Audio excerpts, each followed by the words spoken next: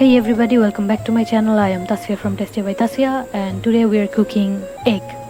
ডিম আমরা রান্না করব কারণ আপনার বাসায় যদি আম্মু অসুস্থ থাকে আর আপনার বাসায় যদি আগে থেকে কোনো আমিষ ভেজানো না থাকে তাহলে আপনি সহজেই কিন্তু ডিমটা রান্না করতে পারেন.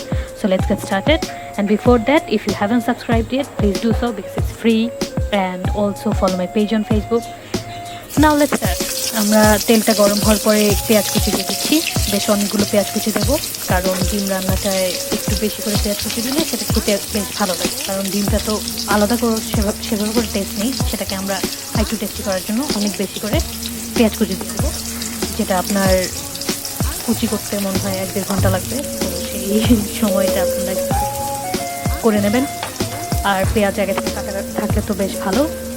তো এটাকে একটু ব্রাউন হতে দেবো. তার মধ্যে দিয়ে দিচ্ছি রসুন কুচি. একদমই অল্প পরিমাণে রসুন কুচি ছিল কারণ অলরেডি লেট হয়ে গিয়েছিল, so I had to do it. তো এটাকে ভালো মতো নেড়ে নিচ্ছি যেন সবগুলো খুব ভালোভাবে ভাজা হয়ে যায়. জালটা একটু কমিয়ে দেব.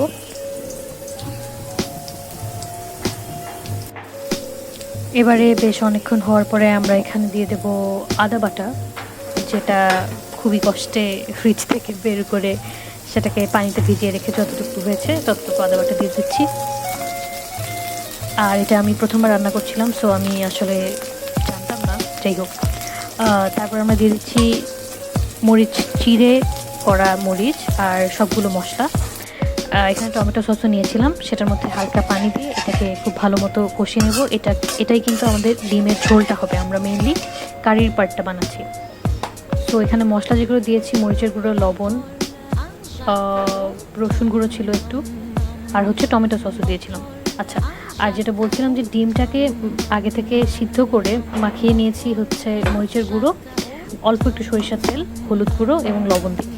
আর ডিমটা আমরা জেনারেলি রান্না করি হচ্ছে প্রথমে একটু ভেজে নিয়ে, কিন্তু আমি এটা প্রথমবার রান্না করছিলাম আর আমি জানতাম না এটা, তো আমি সেটা করিনি. Yet it was really tasty. আপনি এইভাবে করে রান্না করে দেখতে পারেন.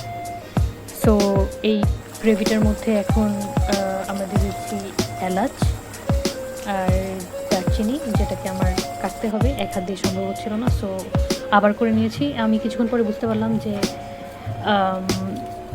একটু টমেটো দেওয়া উচিত, তাই টমেটো কুচি দিয়েছি. আর এখন দিয়ে দিচ্ছি ম্যাজিক মশলা, মানে নুডলসের সাথে যেগুলো থাকে অথবা পাস্তার সাথে যেগুলো দেয় সেটা, এটাতে টেস্টটা বেশ ভালো আসে. আর তখন দারচিনিটাও গুঁড়ো করে নিচ্ছিলাম. টমেটো কুচিগুলো দেখিয়ে দিই, মাঝখানে ক্যামেরা বন্ধ ছিল. এই যে টমেটো কুচিগুলো, এতে বেশ একটু টক মিষ্টি, তারপরে ঝাল, মোটামুটি সব ধরনের টেস্টি পাওয়া যাবে. এটা আমার কাছে মানে খুবই ভালো লেগেছিলো. আপনি এইভাবে রান্না করে দেখতে পারেন. সো এটাকে আরও বেশ কিছুক্ষণ জাল করে ঢেকে দেবো একদম আঁচ কমিয়ে দিয়ে. অ্যান্ড রেডি আমাদের ডিম রান্না. You can try it with, এটা ভাতের সাথে ভালো লাগবে, আপনার পোলাওয়ের সাথে ভালো লাগবে.